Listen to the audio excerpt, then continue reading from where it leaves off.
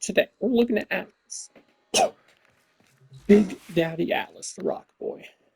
So I've been working on Atlas build for a while now, and I think I landed on what I find to be the best, or the most consistent at the very least. Excuse the cough. So, as you can see, I do have 5 Tau Forge Archon shards. You do not need 5 Tau Forge Archon shards. If anything, it's kind of a waste, but I felt like it. So, we have 1 for casting speed. It does not affect his 1. It is somewhat useful in his 2, which is pillage right now. That's what his helmet is for this build. It's nice on his 3 and really good for his 4, but we won't be using his 4, so you don't need the casting speed. The 2 blues are for shield capacity, so we get a bigger shield gate, and these red ones are for strength. These are important though. The red ones are the only ones you absolutely need, because otherwise it makes the build a lot more of a pain to make work. So 30% ability strength, 3 normal red shards also work. So let's get into the build. We have Pillage Landslide. Landslide is the crux of this build, as with most Atlas builds. It's a pseudo exalted weapon, meaning it takes stats based off of what stats you have on your melee, right? Incarnon evolutions also affect base stats. We'll get to that in a minute. So we want to make this do big PP damage. There are people that run other stuff, like you don't normally see pillage on him, or at least not in my experience. Stuff like Eclipse or Roar, or actually I think it took it off because I had it on one of the builds. Calervo's Wrath of Advance or Breach Surge even works. But for this we are using pillage. Now the reason I prefer pillage is because I'm a raging simp for the ability, it's broken, and it will full strip armor with 320% strength. That is why we need the 30% from Archon shards. That way, with the Archon shards, plus Blind Rage, Transient Fortitude, and Umbral Intensify, we can get to 328, which then with Corrosive Projection allows us to full strip armor in 1 cast of Pillage. Now, you do not need an Umbral Forma. This is not only not needed, but also a waste. Atlas doesn't really need it. I just felt like putting it on because I'm weird like that. So don't put an Umbral form on your Atlas unless you really, really like it. As you can see, my aura is not matching. That would more than make up for the lost capacity, right? Like, this is saving 8s, but if I had a matching aura instead, I would have 11 more capacity. So, right? No, that's not true. I can't do math. I would have 9 more capacity still, though. It would be saving more than I save with an Umbral form. Rolling Gar is just for extra survivability. You don't need it. Not in my experience. I honestly always forget I even have it on Atlas because the survivability is already quite good. Now, he is going to struggle a lot when it comes to energy because we're going to be spamming his 1. His Pillage takes almost 80 energy. Petrify takes almost 120 because we have negative efficiency. It's rough. So Equilibrium is required for this build to work. Otherwise, you will not have enough energy. Energize is not required, but very, very nice to have. It helps a lot for the energy. Archon Fury, just for some extra melee damage. I don't have it maxed out. You don't need it. It's just a little more damage. Obviously, Primed Flow for energy pool to be bigger, and Rubble Keep so that when our Rubble is above 1400, and 1500 is the cap, we get double damage on a landslide. It goes twice as fast, and it costs no energy. This helps a lot for energy consumption when we are above 1400. Though that only helps balance it out, since to keep it above 1400, we are going to be casting Petrify a lot.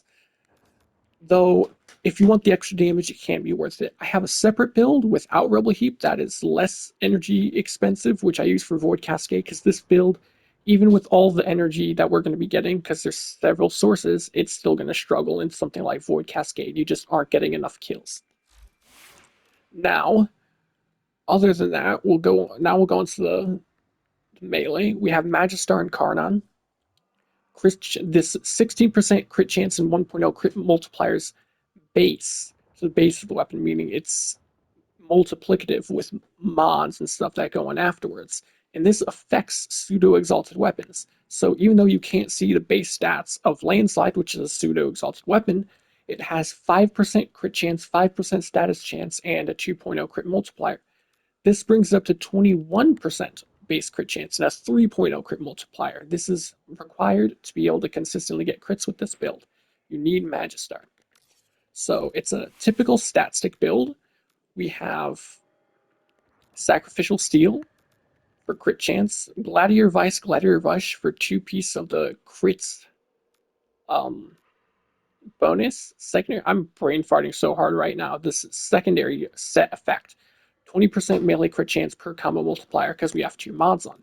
And Blood Rush is 40%. That's 60% plus the 20% crit chance from Sacrificial Steel gives us just enough to be able to get crits. Normal crits, I believe, or is it red crits? Or not red crits, sorry, orange crits. I can't remember. Either way, it's important to get more critical hits. Pressure point for damage, Prime Fever Strike for elemental damage, or sorry, normal Fever Strike for elemental damage. The Glider Rush also helps with combo duration, Glider Vice for attack speed so that we can build up our combo easier. Spoiled Strike for more damage, Organ Shatter for more damage. Now, if you have it, you can go Prime Pressure Point, but it's not really needed, or also Prime Fever Strike instead, but again, not needed. Now, you might be wondering why we aren't going Gladiator Might instead of Gladiator Vice, because we will be getting crit damage from another source you'll see here in a second. Now, we also have plus range and then attack speed, so it's easy to build combo. We are running Naramon so that we get power spikes so our combo doesn't decay entirely when the timer runs out, and Opening Slam helps us build combo faster. We then have Miter is just nice because we use it for this so we can break nullifier bubbles immediately. You do not need it. And really, you would probably want to put more stuff on for like attack speed, or fire rate, I mean, so it's easier to shoot out. But this is just to break nullifier shields and to hold dexterity. So we get more combo duration. Then we have Cyanoid Gamma Core and Caranon, which will be used as a primer. I'm probably going to do a separate video on this in the future. It also has dexterity for more combo duration. It is viral and magnetic at base. Then it has the unique trait Entropy, where when we get enough affinity, it fills up, applies magnetic to all enemies in 25 meters, restores 25% of our max energy, and increases max energy by 25% for 30 seconds. This is quite nice, and you'll see that this is a very good weapon for priming for what we're using it for, because it also sucky sucks in the Incarnate form, which you'll see when I show it. Then we have our primer of a pets, which, important to note, even though we are priming, Condition Overload does not affect pseudo exalts. So that's why I have pressure point instead, because Condition Overload does not work. Instead, we will be using we will be using Diarrhea as a primer though. And it has Arc Coil, which, if you didn't know, Arc Coil is extremely strong. Zap up to 7 enemies in 10 meters with electricity, 10% stats chance. Manifold Bond is the crazy pairing with it. Companion preset mods apply status effects from companion weapons. Killing enemies with 3 or more unique status effects reduces companion ability cooldown by 3 seconds. This is guaranteed status procs from our weapon, right, on our precepts. So because our weapon has heat radiation viral, which here's what the mods are on it, it will apply heat radiation viral and electricity from our arc coil every time it attacks an enemy, which is huge. And because that's more than 3 unique status effects, it'll also proc the second effect to reduce the cooldown of arc coil, which is normally like 5 seconds. So it's going to be spamming it everywhere. Guardian, just so that we get our shields refilled, which is nice to help keep us alive. Vacuum, the typical stuff. Tenacious Bond, and over 50% crit chance, so we get a 1.2 crit multiplier. Momentous Bond, so killing Xmas reduces our companion cooldown by 18 seconds, just to give him more uptime if he dies. Mystic Bond is super important here for energy, because every 5 times he uses Arc Coil, which he's spamming constantly, you'll get a free ability cast. Synth Deconstruct, so every enemy tagged has a 25% chance to drop a health orb, which with Equilibrium will give us energy. So this is very, very important for our energy sustain. That is most of the build going on here, except Mage's Aggress is the last thing. I unfortunately cannot go into my operator screen for my loadout in the simulacrum, so I will have linked it instead. On Warframe melee transference, heavy blades deal 300% crit damage for 4 consecutive attacks with a 20-second cooldown. This is an operator arcane. This, even though it says heavy blades, does work on hammers such as the Magistar. All you do is go to your operator and melee, so it goes into your Warframe. Now, as you can see up here, lasts for 4 attacks. The 20-second cooldown is a background timer that starts as soon as you get the buff. But if you hit enemies, it only takes it away if you hit them. See, if I swing, it doesn't go away. If I hit enemies, it will start consuming stacks. They all go away. However, if you hit an enemy with a pseudo-exalted weapon, it doesn't consume it, but pseudo-exalts do benefit from it. So that 300, once you proc it, it's 300%. Look, if we melee a guy, it's still there. It's not going to go away, and it does buff our damage. So as long as you don't melee after you proc it, with your actual melee, you will always get 300% more crit damage, which is insane. So you definitely want to keep that active at all times. It will help quite a bit for the damage. So I know there's a lot of moving gears in this build, but it's pretty straightforward once you get it going. First, we are going to build up our combo so that you can see how it works. You want to see full damage. I'm not going to armor strip first, just to show how it does without armor stripping. And the priming can be better with Diregic, because sometimes he bugs out in the simulacrum. But first of all, you can see it does pretty hefty damage. That combo multiplier, see it? Successive punches do more damage, consume less energy, and have a bigger AoE, because there's an explosion when a punch hits. So, like, the first punch does 1 times, the next punch does double damage, and after that, quadruple damage, which is insane for consecutive hits, as well as, you know, like, you got the bigger explosion. And that was without petrifying them, without our rubble built up to over 1400, and without armor strip. The armor strip does help for survivability as well, because it will give us all of our shields back. I forgot to mention, as I mentioned in previous videos though, negative duration is nice here with pillage, because our shield gate lasts 2.3 seconds. If our shields break, we get 2.3 seconds invulnerability. Pillage automatically comes back in 1.45. So if you just cast it when your shields break, if it tags at least one enemy, if you're fighting above like level 500, it'll give you all your shields back when it comes back, giving you your full shield gate back. So it's not just an armor strip tool to be able to kill stuff that has thick armor, but it also gives you a ton of survivability. The reason I opted for this, I honestly, I think maybe I did say why at the start of the video, but it's because this gives more damage in high-end content, because armor affects your damage way more. Like, yeah, Eclipse does more damage if they're already armor stripped, but we have no other armor strip, which is why I prefer to use Pillage. Get the armor strip, and we get survivability. So now we're gonna, I wish I had done that earlier, explained it, and now I'm going to build my combo back up. Now, enemies also take bonus damage from Landslide while they're petrified from our 3. Also, here it is, you can't stack multiple, but there's the Mystic Bond, meaning our next petrify, instead of being 116 energy, it'll be free. So now we simulate. We can petrify an armor strip. Now we're just going to totally decimate the enemies like they're nothing. We're going to have to do this again so we can build up our rubble, so you can see what it's like with the rubble built up. Alright, there we go. Now we'll reset again. Now you'll see that Landslide goes off faster, costs nothing, and hang on, I messed. Damn it.